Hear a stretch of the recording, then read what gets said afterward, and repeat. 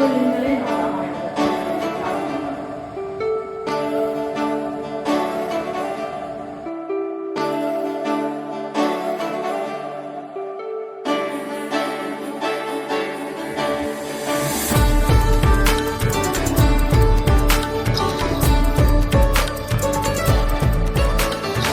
ಆಧ್ಯಾತ್ಮ ರಾಮಾಯಣ, ಆನಂದ ರಾಮಾಯಣ, ಕಂಬ ರಾಮಾಯಣ, ತೊರವೆ ರಾಮಾಯಣ ಹೀಗೆ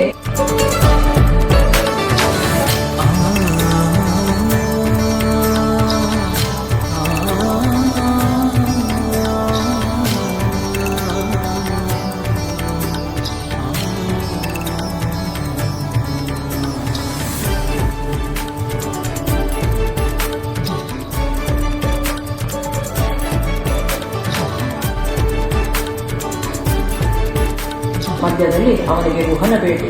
ಗುಹ ಸಂಶಯ ಪಡ್ತಾನೆ ಭರತನ ಬಗ್ಗೆ. ಕೊಲ್ಲಿಕ್ಕೆ ಹೋಗ್ತಾ ಇದ್ದಿ ರಾಮನನ್ನು ಅಂತ. ಯಾಕೆ? ತಾನು ಮಾಡದ ತಪ್ಪಿಗೆ ತಾನು ಶಿಕ್ಷೆಯನ್ನು ಅನುಭವಿಸ್ತಾ ಇದ್ದಾನೆ ಭರತ. ಆಂತರ್ಯದಲ್ಲಿ ಅವನು